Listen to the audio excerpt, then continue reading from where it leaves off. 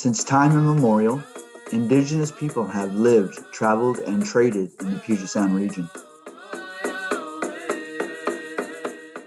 The Donation Land Act of 1850, to encourage westward expansion, allowed American settlers to claim these traditional native lands. The explosion of immigration into the region that followed forced the U.S. government into a fraught treaty-making process with local tribes. The original terms of the Medicine Creek Treaty were inadequate and ultimately unaccepted by tribal leaders, resulting in war. The Indigenous Voices podcast is an extension of the award-winning Puget Sound Treaty War Panel series and Fort Nisqually Living History Museum. The podcast advances tribal voices in the telling of Puget Sound history and shares tribal knowledge and expertise with wider audiences.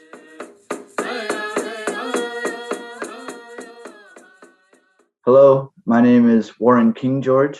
I'm an enrolled member of the Muckleshoot Indian tribe on my father's side, and on my mother's side, I descend from the Upper Skagit tribe. Nettsie Bullchild, Nisqually Indian tribe, Director of Archives and Tribal Historic Preservation Office, tribal member, and tribal elder. Haslachel, Togalapo, Deisha, Desiyaya Chulup, Brandon Reynon Titsta, Spalapup Chud, Duflalut Debati, Director / THPO. My name is Brandon Reynon. Welcome. I am the Director and THPO for the Puyallup Tribe of Indians. I'm also a Puyallup tribal member. Haslachel, Takablu Sitsta, Spuyallup Chud. Good day. My name is Takablu. I'm from the Puyallup tribe. My English name is Amber Taylor. I am the daughter of Eric Bennett and Carol Taylor, the granddaughter of Ramona Bennett, Clyde Bill, Patricia Taylor, and Al Taylor.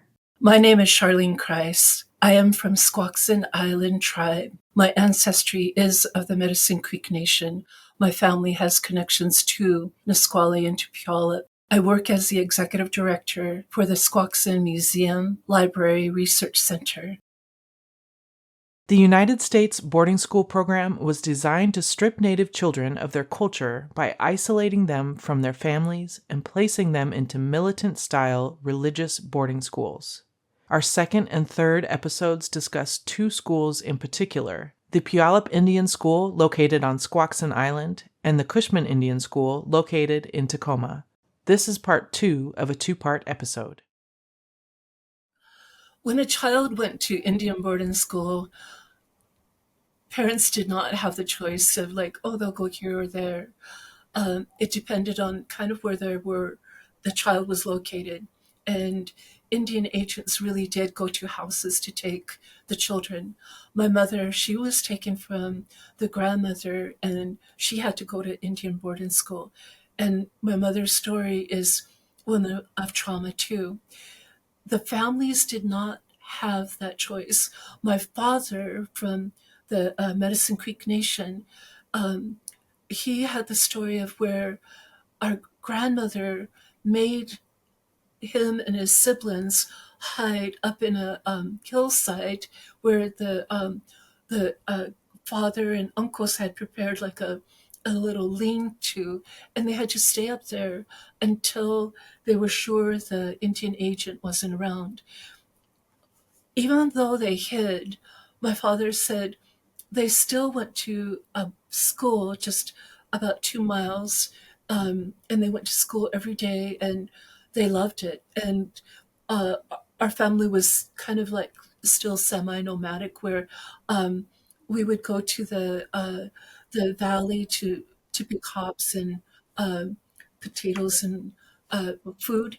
And my dad went to public school in Alderton, and we could see him through the years going to school. But there was always the fear of an Indian agent trying to take the children away and put them into a boarding school. Well, why did the kids have to go to school, right? Why did the parents send them in the first place? I mean, that would be a very modern way of thinking, is I just wouldn't have sent my kid, right? These weren't once the schools were established, I'm sure it was exciting at first because we wanted our children to be able to live in both worlds. But then it became very forced. It became very forced. And if you didn't send your child, you were looking at 6 months in jail. And how are you going to support? Nobody wants to do 6 months in jail. One of the first things that were lost to the children was the language. The language was taken away from them so severely. If they were to speak it, their hands would get whacked with a stick. And I remember my mother telling me how that she would forget, and she said, I had welts on my hands because I would speak the language. And Joyce Simmons Chica from Squaxin, she tells also about how you could not speak the language and how you would be punished. The other thing that was lost is to be made that your religious belief was not good and that it was evil, it was pagan, it was something that you needed to leave and that you needed to follow this way. A lot of our families became Christianized, and I like this one though. On the good side, I have two granduncles. They're gone now. They walked on. Jim and Randy Krise. Both of them, they would talk about the Bible and quote you scriptures or read a chapter, go to people's houses and have coffee with them, and they would have Bible study. But then on the other side, that tribal side, they believed in the tribal way and Indian way of doing things and the belief system that was within our whole body, mind, soul, spirit. And they believed and they taught many of us that it's all right to understand the non-native way of Christianity, but you have to judge it for yourself. And it's also all right to walk in the ways of the ancestors and to have those belief systems that at times are unexplainable and are not written in a book, but you know that it has its authenticity. One of the greatest losses when a child was taken from their nuclear family and put elsewhere, they no longer had that connection, but only in their mind what they had learned already. But now it was severed, where now you had another kind of like a mother figure, which might be a teacher, and there was another father figure, which might be the head principal, and now you had all these other people telling you what to believe, how to walk, how to dress, how to speak, how to eat, what foods to eat, and you had to listen to the regiment of being governed by a different time, and you lost the other time of being outdoors and knowing that it's getting close to fall or the tides are going to be running fast and hard and strong, or there were so many cultural teachings that were lost when a child was taken away from the family, and the structure and the honor and respect that also went with having respect for the elderly ones was somewhat taken away too. And the 7-generation decision type thinking was somewhat like, how can you make a decision for 7 generations? There were so many foods, understanding the food and how good it was for you, and food is medicine, and the acquisition of different taste of different foods, and that loss of enjoying maybe eating a good fish head. Like, oh, who eats fish heads? That sounds so gross. But to tribal people, eating a fish head was a good thing. There were so many other things that were lost within tribal society. It was so common to bring up your child to enjoy contributing back to the family in the form of work. by going out and gathering or helping the uncles to carve that canoe or doing art pieces, knowing that this art piece was going to be given away, those type of contributions. And now things have changed where your time is so important. You have to do this and that and at a certain time, and these other things like were done away with. Another one that was not good is for tribal people, gambling was a game of leisure. And at times it was serious stuff. It was business stuff too, but our people believed in that balance of life, having a time of where you worked and another time of leisure. And to be able to have time of leisure of drumming, singing, dancing, and even in our dancing, there were it was good to dance, but it also had another reason why people encouraged the dancing is because it kept your whole body strong and agile way up until you were an elderly a person. And so when a child was taken away from the family, so much was truly lost. All those teachings were severed. And when the child came back to maybe, let's say, to Squaxin Island, we have stories written by our people that said they had such an anxiety. They didn't want to be on the island. Everything was so different. And the moment they were able to, they would leave the island. So by the 1950s, 60s, there were only like maybe 5 or 6 people that lived on the island. Yeah, it was devastating. They still practiced it. They, regardless what the laws had told them of the land, they still practiced it. Potlatching was banned. They still practiced it. They still did potlatches.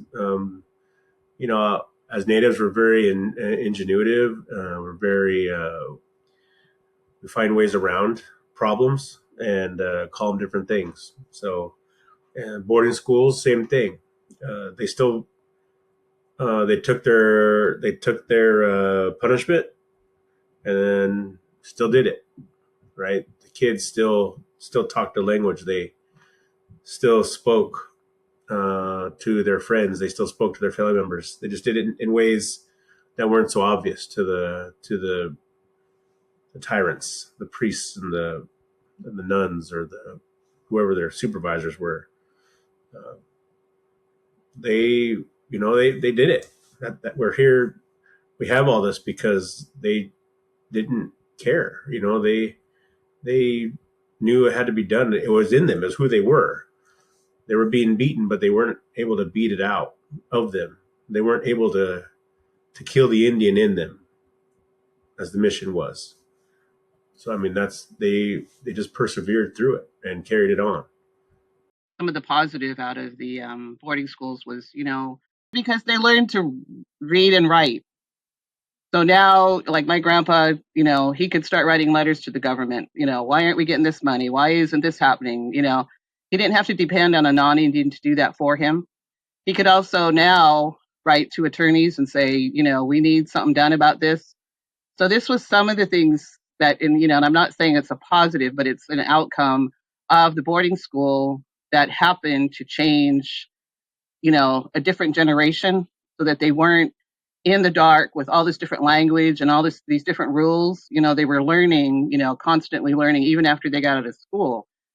They were learning, that we can make a difference by writing these letters, by speaking up for ourselves.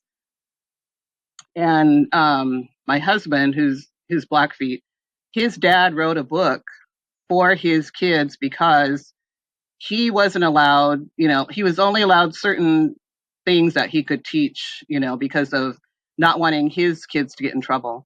So in writing this book, it was for his kids, to his kids. But like he said, I didn't want this stuff lost, because I couldn't teach you.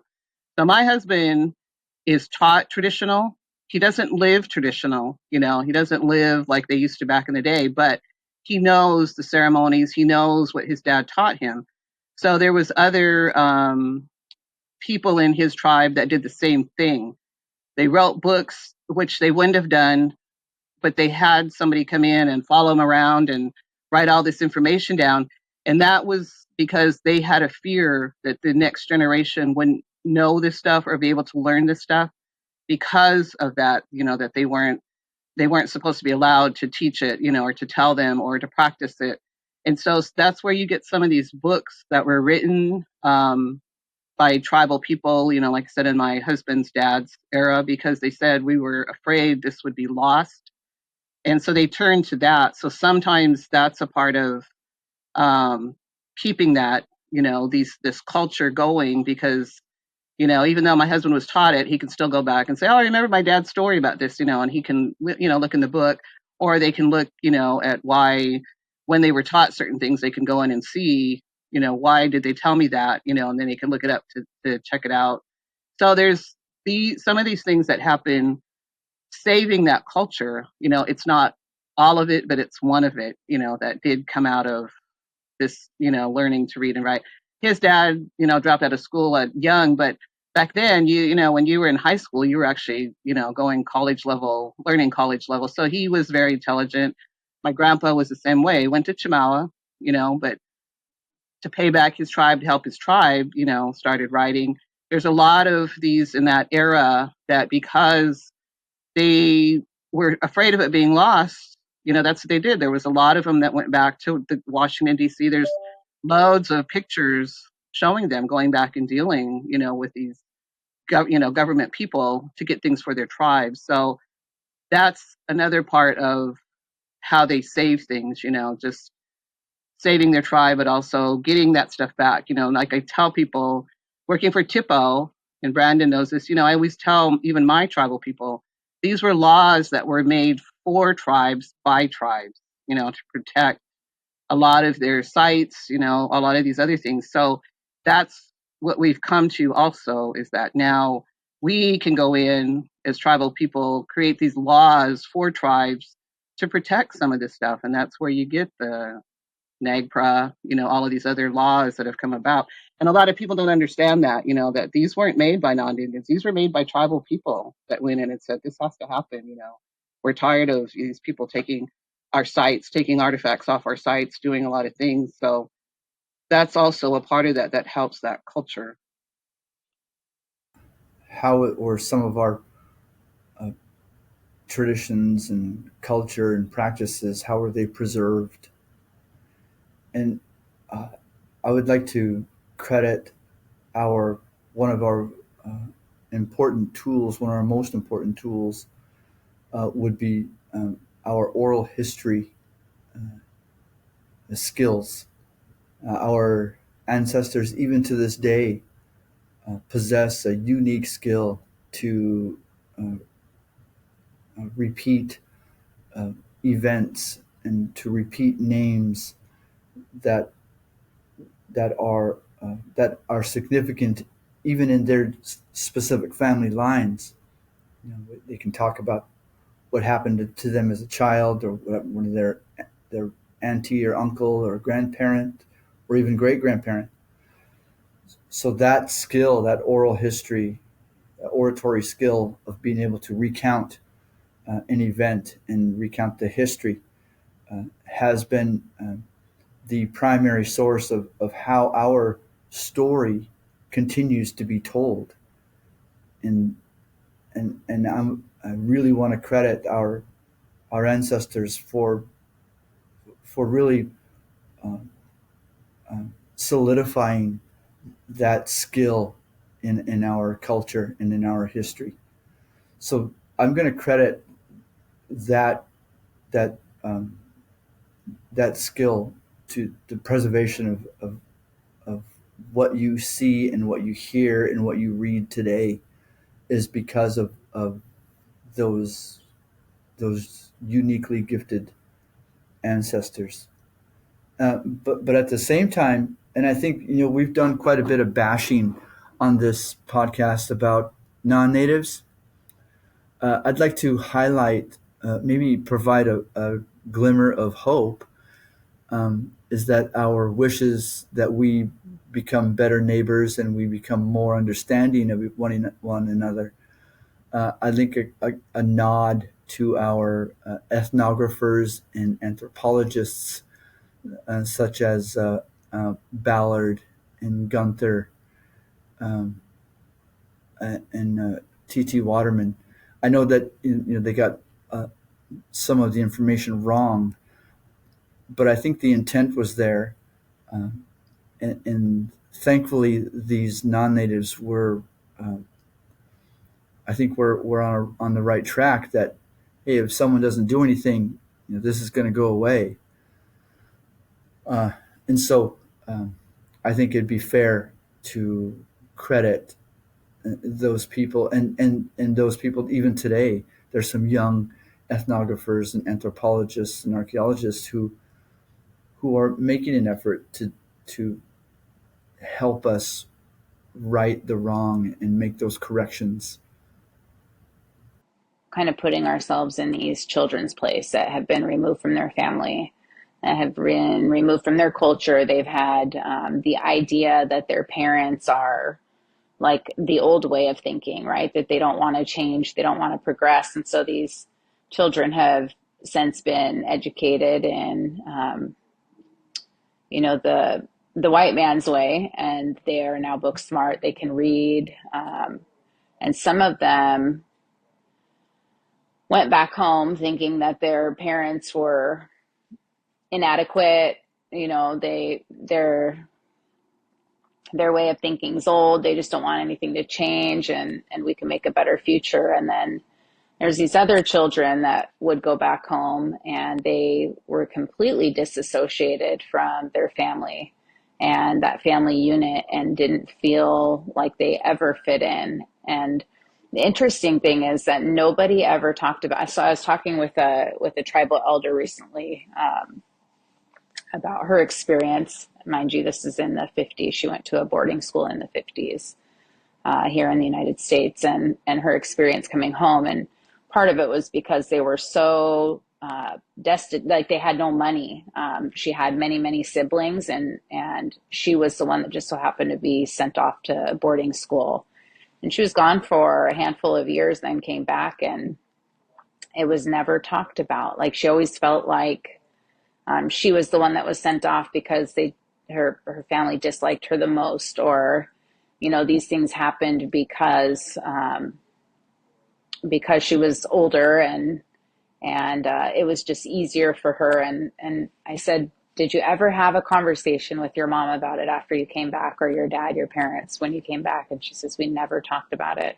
Not one time. She never once explained that this is why this was, or, so not really having an understanding of why you're being sent off to boarding school. So last fall, we located one of our ancestors, Edward Spot, and he went to the Puyallup Indian Trade School. He went to Chemawa, and then he went to Carlisle as kind of a finishing school. And he died at Carlisle a couple months after he arrived there.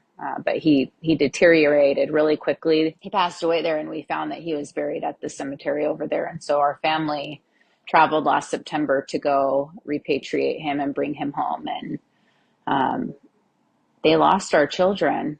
I mean, we went there and they disinterred him, and it was a girl. It wasn't even him. It's like the things that happened in these schools, even after the fact.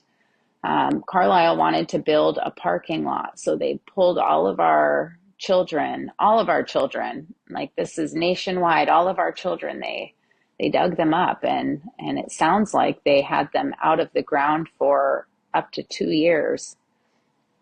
So they just had them in a storage room in these little boxes, and then they just slapped them in the ground, and their name didn't even follow, they didn't even write the right name on a box, or however they did, they lost our children. And so like we're still dealing with the effects of that. Like I'm still grieving that experience, and heading over there and telling his mom and dad, who are buried here in our Puyallup cemetery, that we're bringing their son home and that we have a place for him. And then it's just to we're still planning to bring him home. And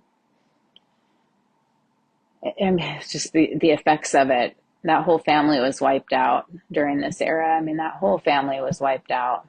He was the only one. Well, there's only one that lived out of that family of like 6 or 7 people. Only one lived, and he had a different last name. I mean, it's just the way it was.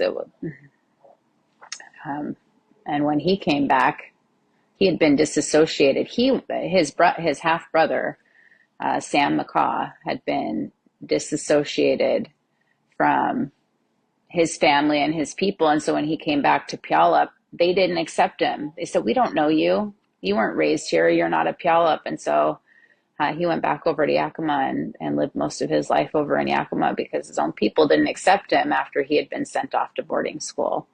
So there's this disassociation, like, while you're at boarding school, if your relatives die off, or if they're murdered, or they have to relocate for one reason or another, your own community now isn't even gonna accept you because they don't know you. They didn't know you from a child, or they don't remember you, or it leaves a sick feeling in your stomach knowing that even after going through what they went through, they came back and weren't accepted by their own people.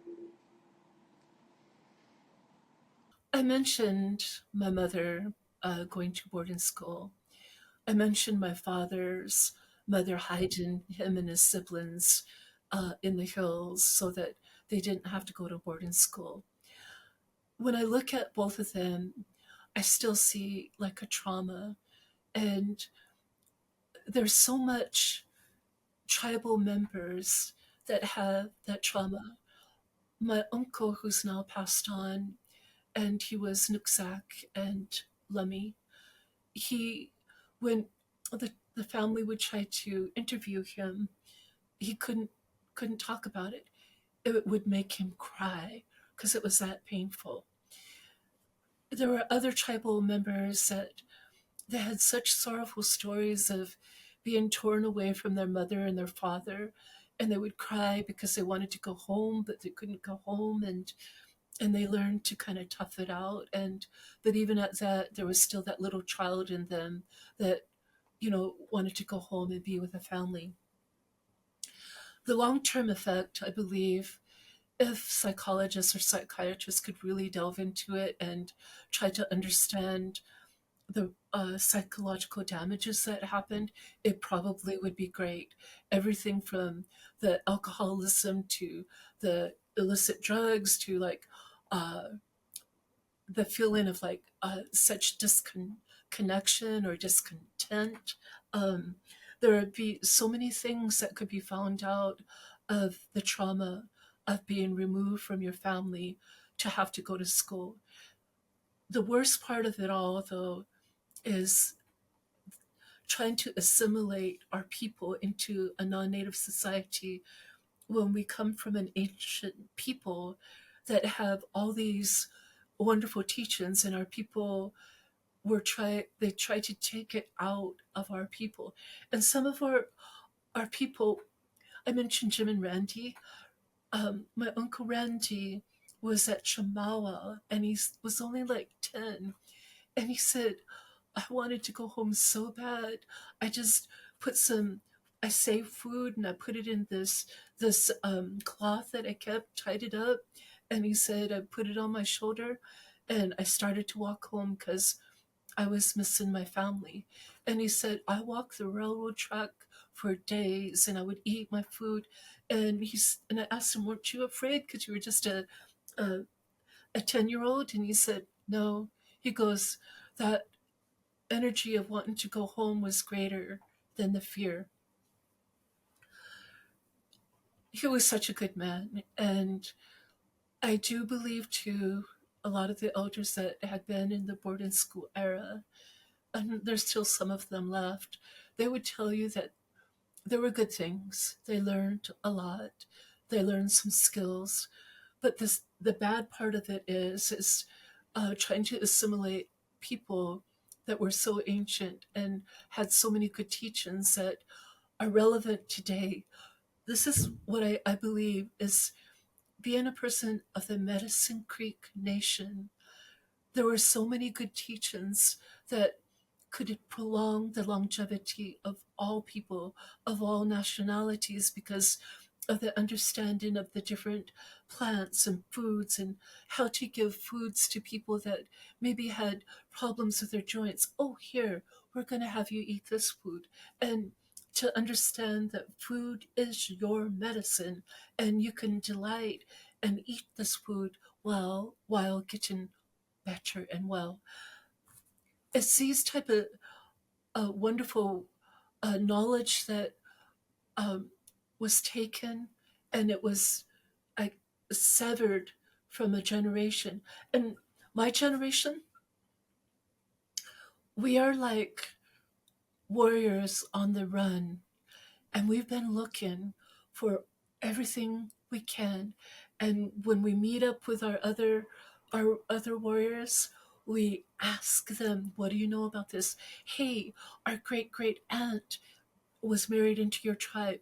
Can you share with us what she knew? And we've been comparing notes with one another. It's like we've been waking it up and trying to restore some of the areas that have been heavily damaged and restore the thought of we are not just hunters and fishers and gatherers. Our people had this amazing knowledge about the natural resources and about medicines and about the psychiatry of people, and understanding about how to help one another. So I would just say that even though there's some bad things that have happened in history, our people are resilient people, and we have been on the move to restore some of the wrongs that have happened and to restore some of those items that may be just slumbering and wake them up. Just one little piece that I want to share that that I think is so important is that even through all of this, we've never lost our humor. Like humor was such an important part of maintaining our sanity through this whole endeavor of boarding school, right? My great grandma would crack jokes and she'd get in trouble, and you'll read about that in the memoir. So I'm not going to go into that too much, but I mean, just having humor and being able to still laugh, and Puyallups are known for being pretty funny. So we've all, I mean, just reading the reports, Brennan and I constantly laugh at the things that, Puyallup people told ethnographers even. It's like, it's a funny joke. It is. So we've always had our humor, and I'm really grateful for that. I'm not here to lobby for any sort of guilt from the settlers or from the settlers' descendants. I don't want people to approach me on the walking down Pike Place Market. I don't want them to say, "Hey, are you Native?" I just wanted to say I'm sorry for what my ancestors did. That's not what this is about. This is about, first of all, it's about an acknowledgement, and it's also about an opportunity to understand one another. And in order for that to happen, we have to uncover some of the history that we have endured. And in order to do so, those histories are not always about having picnics at the foot of Mount Rainier or clam digging down on Vashon Island. Some of these histories are disturbing, and these histories have created a certain attitude that my late father had towards our European neighbors. It explains why that there was such a strained relationship that my late father had with non-natives. And that carries over. You heard Brandon reference it, that, and that is taught. It's shared. And oftentimes with little to no explanation other than that it was a really hard time. It was a really tough time. And I hope you don't have to live through it, is what I was told. One of the stories talks about in the a woman, a nun, was beating one of the girls in the classroom because she spoke presumably Tulshutsi, but her language. I'm assuming she would have spoken the language of all of us. And the kids had enough, and they fought back, and they ended up beating the nun severely, unconsciousness. And then they boarded up the room because they knew they would get in trouble. They knew each one would get in trouble. And so they boarded up the room. They couldn't get into the classroom for 3 days. The priests and they were able to stave everybody off for 3 days. So they had enough, though. They started to fight back. They weren't just letting it happen. They had enough. This was coming. This is the mid 19-teens. I think the year 1915 is coming to my head. So this was kind of the end of the era for Cushman. It closed not too long after of this incident. So they had enough. Everything had started to boil over. The kids were fighting back. We don't know what happened, and we can only presume what happened. There's no record, and likely what happened to each one of those kids is they paid the ultimate price for the rebellion, because that was what they did. But the happy story, there was some happiness that came out of the boarding schools. There's a love story that we could probably make a movie about. A young man and a young woman got in a relationship, and of course that was forbidden. So they actually kicked him out. He was 18, so he had aged out pretty much anyway. And so they kicked him out, but he kept coming back. He would sneak back into Cushman School so they could be with each other. And they kicked him out again, and they arrested him.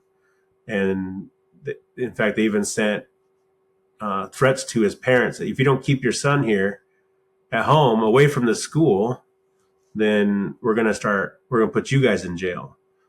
And I didn't hold him back. He still went. And the last record is he broke her out of school, and they ran off away together. And we don't know whatever happened to him. We can only assume, the superintendent, because she was only 16, the superintendent sent out search parties looking for her all the way up to Bellingham and into Victoria and Vancouver. He dispatched so many. He expended so many resources to try to find this young woman, and they were never found. So we hope that they went and lived happily ever after somewhere on some reservation, probably somewhere in Yakima or somewhere far away. Families said they never seen him. They never came by, so they didn't even say goodbye to their families, that we know of. But they went away, and like I said, hopefully they lived happily ever after. And there's a whole clan of whatever Puyallups or whatever they're from, and they don't even they don't know that story because the names were even withheld from the record. But it was just this young man, this young woman, and so it's just a cool story. So there was some good love stories that came out. I'm sure there's many generations after that benefited from those two meeting in school.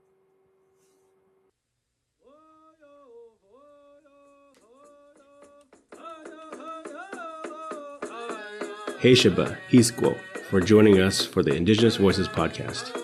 Indigenous Voices is available wherever you get your podcast. Follow and subscribe at fortnisqually.org. This podcast is generously supported by the Pierce County Historic Preservation Grant, as well as representatives from Puyallup, Nisqually, Squaxin, and Bullchild. Music by Vincent Johnson, Nooksack, Lummi, and Nishani Johnson, Jamestown, Sklallam, Lummi.